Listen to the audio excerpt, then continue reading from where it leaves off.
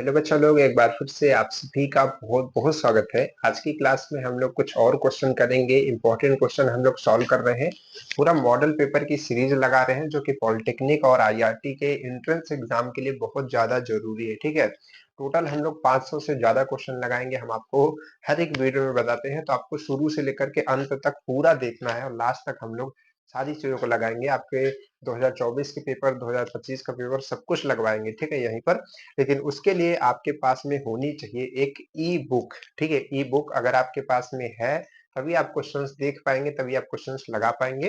तो कहाँ से मिलेगी ई बुक? अपने आदित्य आईआरटी एप्लीकेशन डाउनलोड कर लीजिए प्ले स्टोर से। वहां से आपको इस तरीके की एक पीडीएफ कॉपी मिलेगी। ठीक है, ये तो हार्ड कॉपी है। हार्ड कॉपी तो इलाहाबाद में आपको मिल जाएगी अगर जो बच्चे लेना चाहते हैं। पीडीएफ कॉपी आपको एप्लीकेशन पे मिल जाएगी। तो वहां पर बहुत अच्छे अच्छे क्वेश्चंस आपके हैं जो हम लोग लगाते हैं। ठीक है, तो आइए हम लोग जहां तक लगा चुके थे उसके आगे बढ़ेंगे और क्वेश्चंस को लगाएंगे। ठीक है, तो देखिए हम लोग कहाँ तक क्वेश्चन लगा लिए थे भाई। हम लोग लगा लिए थे 27 तक लगा लिए थे ना, शायद 27। तो आज 28 नंबर से क्वेश्चन हमको लगाना है। ठीक, तो देखिए 28 नंबर का जो हमारा क्वेश्चन है, क्या कह रहा है क्वेश्चन, समझिएगा। सबसे पहला क्वेश्चन आज का है हमारा कि जीरो से पाई के के बीच थीटा का मान निकाले यदि यदि x cos theta plus y sin theta is equal to 2। रेखा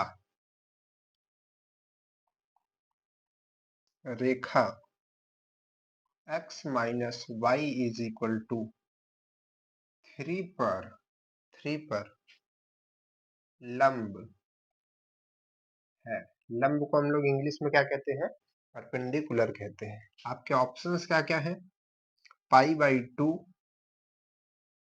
π/3, π/4 और π/6। ठीक है, ये हमारे पास में 4 ऑप्शन देगा। हमारा ये क्वेश्चन है। क्या कह रहा है क्वेश्चन? क्वेश्चन कह रहा है कि 0 से पाई के बीच थीटा का मान आपको निकालना है। यानी कि जो थीटा का वैल्यू आएगा, ठीक है, थीटा की जो वैल्यू आएगी वो 0 से बड़ी रहेगी और पाई से छोटी रहेगी। ठीक है, ठीक है, अच्छी बात है। का मान निकालना है। अब यहाँ से हमारा क्वेश्चन है कि यदि x cos theta plus y sin theta is equal to 2 हो, मतलब कि ये एक रेखा है, एक रेखा का इक्वेशन है और ये दूसरी रेखा का इक्वेशन है। रेखा x minus y is equal to 3 पर लंब है।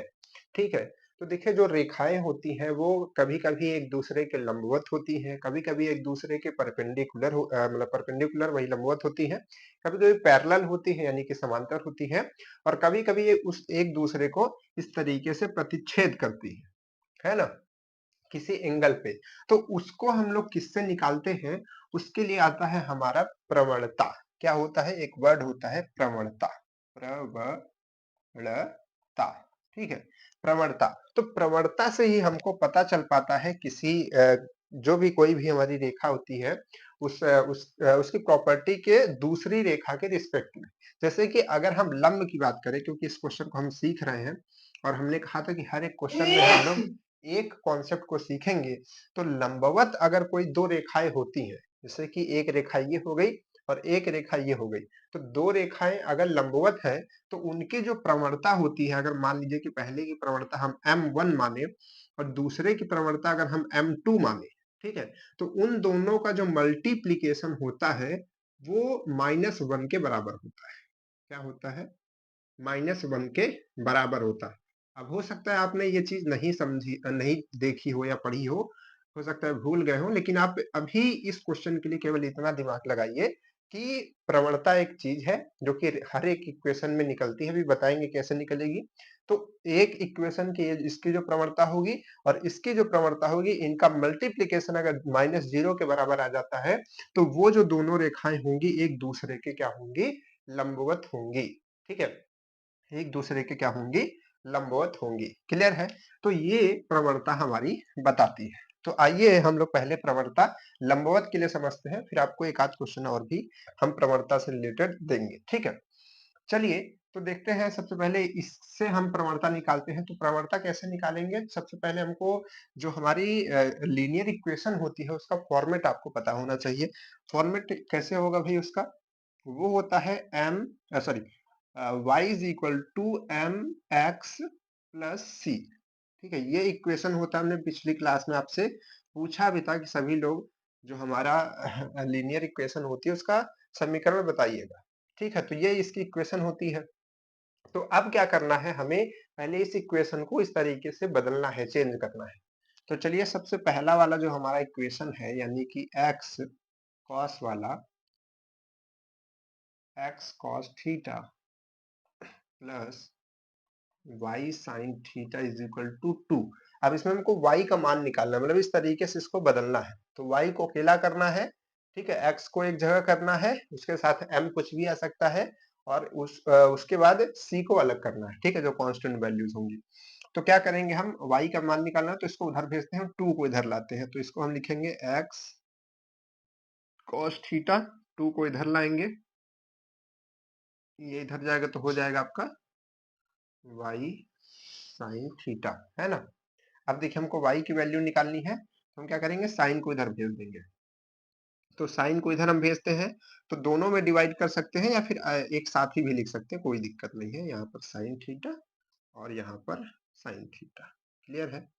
ये चीज आपके पास में आ जाती है ना। अब देखिए ये इसका फॉर्मेट और इसका फॉर्मेट आपको सेम दिख रहा है। यहाँ पर ये माइनस में है ना, ये इधर आया था तो ये माइनस में आप लगा सकते हैं। ठीक, तो इसका फॉर्मेट और इसका फॉर्मेट अब आपको एकदम सेम दिख रहा है। तो अगर हम यहाँ से अब इस चीज से हम m निकालना चाहे, m, ठीक है, m की वैल्यू निकालना चाहे, तो m हमारे पास में कौन सा आता है, जो x का गुणांक होता है। तो x का गुणांक यानी कि x के साथ गुणा, ये टर्म तो हमारा कांस्टेंट है ना, ये वाला टर्म x के साथ मल्टीप्लाई है। तो m बराबर यहाँ से यानी कि m1 हम कहेंगे क्योंकि हमारी पहली इक्वेशन है। तो m1 यहाँ से हमारे पास में क्या आ जाएगा, ये आ जाएगा cos थीटा और अपॉन में sin थीटा, जिसको हम लोग क्या कह सकते हैं, cot थीटा कह सकते हैं ना, ये cot थीटा कह सकते हैं, बिल्कुल। तो m1 हमको मिल गया। उसी तरीके से अब हमको m2 निकालना है। तो m2 कहाँ से निकलेगा, दूसरी इक्वेशन से निकलेगा। देखिए m1 और m2 निकालना बहुत आसान है ना। अब देखिए इसके बाद यहाँ पर है x minus y is equal to 3, है ना। अब यहाँ से हम y बराबर निकालेंगे तभी हमको m2 पता चल पाएगा। तो y को हम उधर कर देते हैं, तो ये हो जाएगा 3 इधर आएगा तो माइनस में, और इधर में y। अब इसको इससे मैच कराइए और यहाँ पर आप वैल्यू निकालने की कोशिश कीजिए m की। तो m क्या होता है, x का गुणांक हमने बताया। तो x का गुणांक यहाँ पर अब क्या है ना, अब क्या है, x का गुणांक 1 है। तो यहाँ पर m2 जो आएगा हमारे पास में 1 आ जाएगा। ठीक है, तो m1 हमको मिल गया, m2 हमको मिल गया, m1 और m2 मिल गया। ठीक है, तो सबसे पहले इक्वेशन में आपको m1 और m2 निकाल लेना है। कैसे निकाला फिर से समझ लीजिए। इस क्वेश्चन में समय इसलिए ले रहे हैं क्योंकि ऐसे क्वेश्चन आप और भी कर पाए। सबसे पहले आपने इक्वेशन देखा, आपको लंब पूछ रहा है, तो आपने सबसे पहले m1 m2 तो निकालना ही है। ठीक है, तो m1 यहाँ से निकाल लिया, m2 यहाँ से निकाल लिया। अब आपको फॉर्मूला पता होना चाहिए कि m1 और m2 का मल्टीप्लीकेशन अगर -1 के बराबर आ जाता है तो ये रेखाएं क्या होंगी, लंब होंगी। ठीक है, ये पता होना चाहिए। और हमको ये लीनियर इक्वेशन पता होना चाहिए, है ना। चलिए ये निकल गया। अब हम क्या करते हैं, m1 और m2 को मल्टीप्लाई करते हैं और 1 के बराबर, -1 के बराबर रखते हैं। तो यहाँ पर हम क्या रखेंगे, यहाँ पर हम रखेंगे cot, m1 हमारा क्या था, cot थीटा, और मल्टीप्लाई में 1 इज इक्वल टू -1। अच्छा, यहाँ पर कुछ गड़बड़ी हुई है क्या सॉल्व करने में? अच्छा अच्छा अच्छा, देखिए एक गड़बड़ी ये है कि इसको हमने इधर लाया तो माइनस किया, लेकिन इसको उधर ले गए तो इसको हमने माइनस में नहीं किया था, सॉरी इसके लिए, है ना। यहाँ पर ये माइनस में रहेगा, है ना। और ये चीज जो है जब साइन इधर आएगा तो इसमें कोई प्रॉब्लम नहीं, यहाँ पर ये माइनस ही रहेगा। ठीक है, एक सेकंड रुकिए। अब देखिएगा, इस माइनस को हटाने के लिए, क्योंकि हमको माइनस वाई नहीं निकालना था, वाई निकालना था, तो माइनस से मल्टीप्लाई करेंगे तो ये माइनस में हो जाएगा और ये हमारा प्लस में हो जाएगा और ये प्लस में हो जाएगा। ठीक है, पूरी इक्वेशन में माइनस से मल्टीप्लाई कर दिया। तो अब ये जो प्रवणता निकलेगी ये माइनस में निकलेगी। इसके लिए थोड़ा सा सॉरी है ना, क्योंकि हमने ध्यान नहीं दिया आपको समझाने में रहे। ठीक है, तो ये चीज आ गई है ना। तो अब ये माइनस कॉट थीटा आपका वैल्यू आ जाता है। तो अब क्या करते हैं हम, माइनस से माइनस को कट कर देंगे तो सीधे जो आएगा कॉट थीटा की वैल्यू क्या आ रही है, 1 आ रही है। यानी कि अगर कॉट थीटा की वैल्यू 1 होगी तभी ये कंडीशन फुलफिल होगी, है ना। तो अब वही तो पूछा था कि आप ये बताइए कि जीरो से पाई के बीच थीटा का कौन सा मान रखें या फिर मान निकलेगा जिससे ये एक दूसरे पर लंबवत होंगी। थीटा का कोई मान आपको अब यहाँ से थीटा का मान निकाल लीजिए। तो ये बताइए कि कॉट थीटा बराबर 1 कब आता है, कॉट थीटा 1 बराबर कब आता है, जब थीटा की वैल्यू क्या होती है, या फिर हम ऐसे कहें कि cot theta is equal to 1 को हम क्या ले सकते हैं, कॉट कॉट पाई बाई 4, क्या ले सकते हैं, पाई बाई 4। तो यहां से हम कह सकते हैं थीटा बराबर पाई बाई 4। और अगर हम देखेंगे जो हमारा पाई बाई 4 आ रहा है वो 0 से बड़ा और पाई से छोटा आ रहा है, यानी कि हमारा हर एक कंडीशन फुलफिल है। तो हमारा ऑप्शन एक ये है, एक ये है, एक ये है और एक ये है। तो थर्ड नंबर ऑप्शन हमारा क्या हो जाएगा, राइट हो जाएगा। क्लियर है, बात समझ में आ गई है ना। थोड़ा सा इधर कैलकुलेशन में मिस्टेक हुआ था, वो आप सही कर लेंगे तो बाकी कोई दिक्कत नहीं, एकदम आसान क्वेश्चन है ना। m1 और m2 निकालिए, मल्टीप्लाई करके -1 के बराबर रखिए, कब, जब लंब कहता है। अब चलिए एक नया क्वेश्चन हम आपको दे देते हैं, है ना। आप लोग सब लोग बताइएगा, सब लोग इसका जवाब ढूंढ करके बताइएगा, है ना। एक क्वेश्चन हमने देखा था प्रवणता से रिलेटेड, क्या था, कुछ तो था कि प्रवणता का अंतर, है ना, ऐसा था कि दो समांतर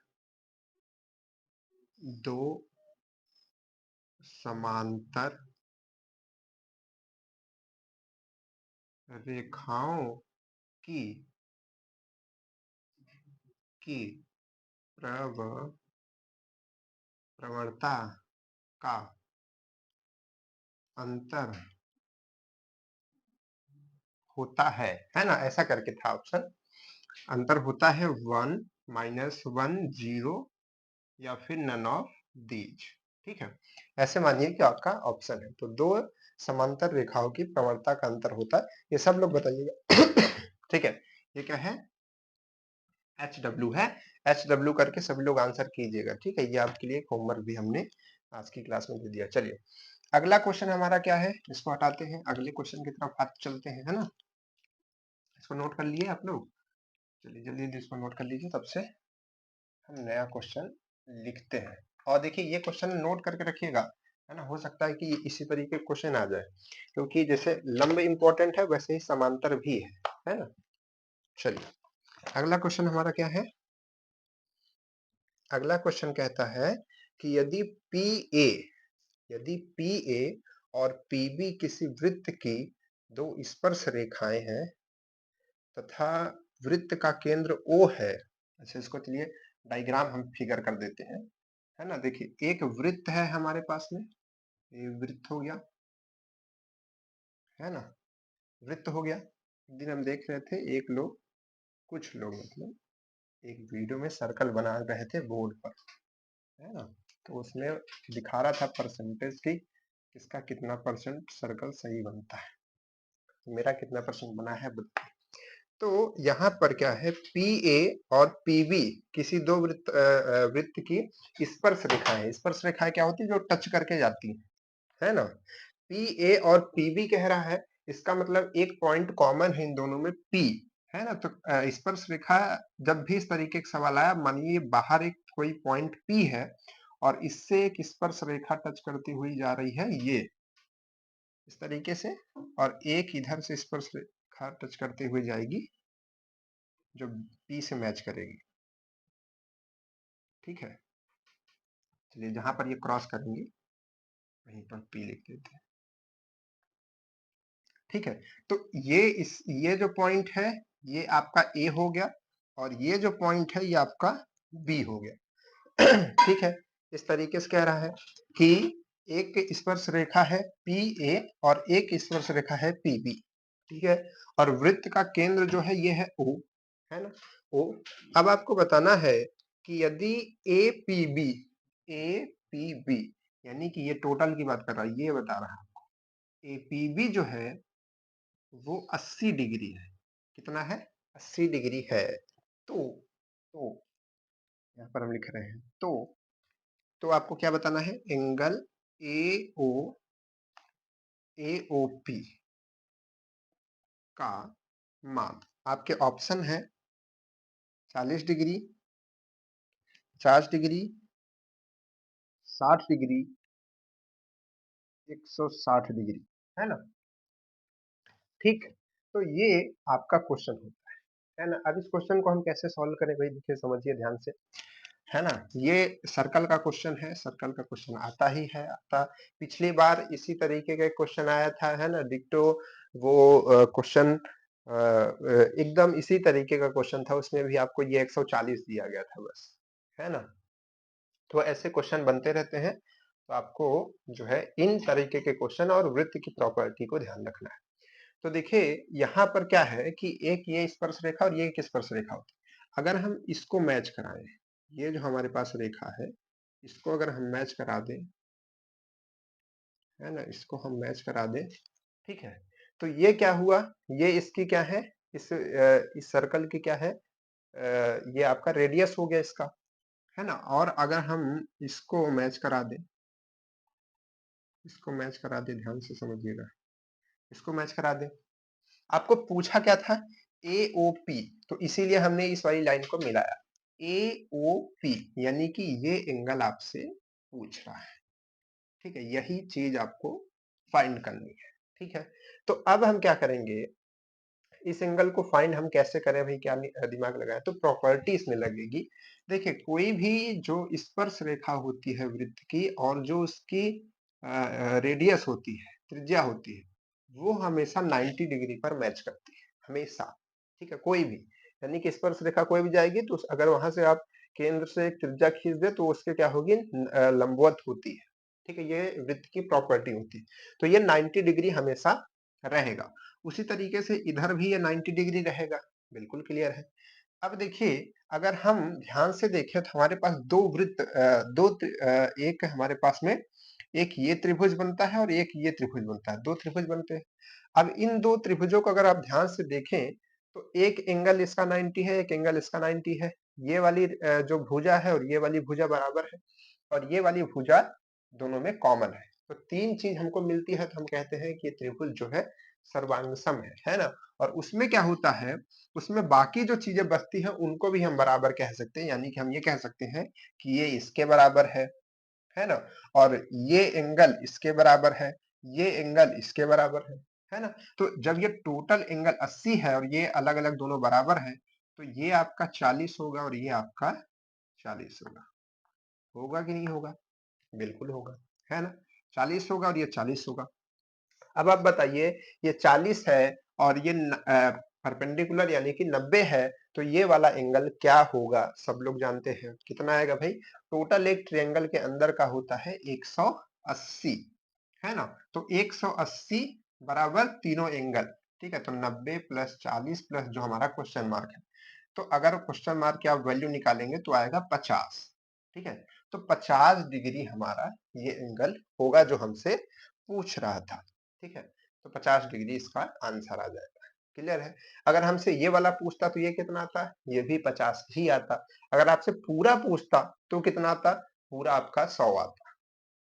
ठीक है, तो इस तरीके से आप इस क्वेश्चन को सॉल्व कर सकते हैं, आंसर बता सकते हैं। क्लियर है?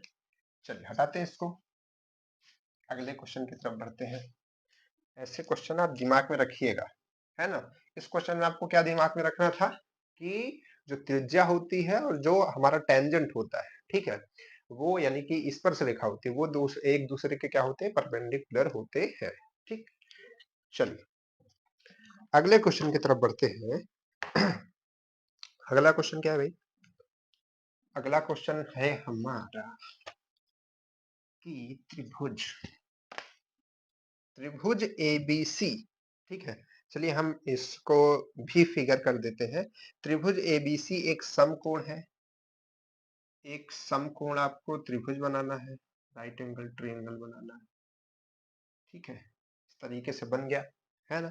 कह रहा है कि ये एबीसी है जिसमें से बी 90 डिग्री है, तो ये पॉइंट है बी जो कि 90 डिग्री पे है, और अब ये बी है तो एक ए होगा और एक सी होगा, है ना, ऑब्वियस सी बात है। उसके बाद कह रहा है कि अगर ए सी माइनस ए बी बराबर 1 हो, मतलब कि ए सी और ए बी को घटाएं तो 1 के बराबर आता है। अच्छा, और बी सी बराबर अंडर रूट एन हो तब ए बी का मान आपको बताना है। ए बी का मान क्या होगा, आपके ऑप्शन है n+1 divided by 2, n-1 divided by 2, n/2 और n-3 डिवाइडेड बाई 2, ठीक है। ये 4 ऑप्शन आपके दिए गए हैं, लास्ट क्वेश्चन अपना है। कैसे इसको सॉल्व किया जाए भाई, तो समकोण त्रिभुज है तो इसमें क्या लग सकता है, एक ही फार्मूला मिला जुला करके है समकोण के लिए, है ना। क्या है भाई, कर्ण का स्क्वायर बराबर लंब का स्क्वायर प्लस आधार का स्क्वायर। तो कर्ण का स्क्वायर क्या है, AC का स्क्वायर प्लस AB का स्क्वायर और BC का स्क्वायर। यही हमारे पास में एक सिंपल फार्मूला है समकोण के लिए, और बाकी कोई फार्मूले के बारे में तो समकोण में ज्यादा जानते नहीं है ना, तो इसी फार्मूले से हम सॉल्व करने की कोशिश करेंगे, ठीक। तो अब देखिए, इसी फॉर्मूले को हम लगाते हैं यहीं पे और सॉल्व करते हैं। हमको किसकी वैल्यू चाहिए, ए बी, तो इस इक्वेशन में केवल ए बी ही दिखना चाहिए, बाकी सब कुछ को खत्म करना है ना, सब कुछ खत्म करना है, ठीक है। तो AC को खत्म करने के लिए सबसे पहला ये है, तो AC को खत्म करने के लिए क्या करेंगे, हम AC की वैल्यू निकालेंगे AB के टर्म में। तो एक इक्वेशन हमको यहाँ पर दी है इससे रिलेटेड, तो हम क्या करते हैं, इसको अगर हम आगे बढ़ाएंगे तो हम ये देख सकते हैं कि AC अगर इधर रखें, इसको उधर भेज दें, तो यहाँ से हो जाएगा 1 प्लस क्या हो जाएगा, 1 प्लस AB। तो इसको हम लिख सकते हैं 1 प्लस AB का होल स्क्वायर। क्लियर, AB तो AB है ही, उससे हमको कोई भी दिक्कत नहीं है, दिक्कत हमको BC से है ना, BC। तो BC की वैल्यू भी दी है अंडर रूट n, तो इसको हम रख सकते हैं वैल्यू के फॉर्म में। क्लियर है, अब देखिए बस ए बी हमको दिख रहा है, बस इसको सॉल्व करते हैं। इसको सॉल्व करेंगे तो आएगा 1 का स्क्वायर यानी कि 1, ए बी यानी कि ए बी का स्क्वायर, है ना, प्लस 2AB, तो 2A हमारे पास ये है, B है, तो 2AB ही बचेगा। देखिए AB एक हमारे पास में रेखा है, ध्यान रखिएगा, AB केवल एक रेखा है। अरे यार ऐसे समझाओ, ये A हुआ, ये टोटल B हुआ, है ना, तो इसका मल्टीप्लाई 1 और मल्टीप्लाई AB, ऐसा ये मतलब हुआ, है ना, क्योंकि ये A है, इसको हम A मान रहे हैं, इसको हम B मान रहे हैं। तो यहाँ से हमारे पास जो बनेगा वो 2AB ही तो बनेगा ना बच करके, ठीक है। ये AB एक एक वर्ड है, ठीक है पूरा, यहाँ पर B मतलब ये आप ऐसे समझिए। चलिए आप समझ पा रहे होंगे, इतना तो आप समझदार होंगे ही मेरे हिसाब से, है ना, इतना कोई लिखने की जरूरत नहीं है, ये n हो जाएगा। अब देखिए AB इधर है, AB इधर है, स्क्वायर में कट जाएगा, ठीक है। अब क्या बचेगा, इधर बचेगा 1 + 2AB is equal to n। हमको AB चाहिए तो हम 1 को उधर भेज देंगे, तो इधर बचेगा 2AB, इधर आएगा n-1, हम 2 को इधर भेज देंगे तो ये आ जाएगा n-1/2, तो AB की वैल्यू आ जाएगी। अब देखिए क्वेश्चन देख करके बहुत चिंता में डाल रहा था, है ना? और ऑप्शन देख के घबराहट हो रही थी, तो ऐसा आपको नहीं करना है, ठीक है? बहुत आसान होते हैं क्वेश्चन, थोड़ा-सा दिमाग लगाना होता है, थोड़ा-सा प्रोसेस करना होता है कि क्या हम कर सकते हैं, ठीक है? तो इस तरीके के क्वेश्चन हम लोग लगाते रहेंगे, आगे सीरीज़ ये चलती रहेगी, रुकेगी नहीं। उसके लिए आपका सपोर्ट चाहिए, चैनल को लाइक करके रखिए, सब्सक्राइब करके रखिए और सबसे बड़ी चीज़ है आप एप्लीकेशन डाउनलोड कर लीजिए, वहाँ पर test series chapter wise add कर दी गई है, ई-बुक आप परचेज़ कर लीजिए ताकि आपको अच्छे-अच्छे क्वेश्चंस मिल पाएँ, ठीक है? ताकि आप प्रैक्टिस कर पाएँ, ठीक है? तो सभी काम कीजिए, अगर आप ऑफलाइन लेना चाहते हैं तो प्रयागराज जा सकते हैं, हमसे बात कर सकते हैं, ठीक है? चलिए फिर मिलते हैं आपसे नेक्स्ट क्लास में इसी तरीके के बहुत बढ़िया-बढ़िया क्वेश्चन के साथ, तब तक के लिए बाय-बाय।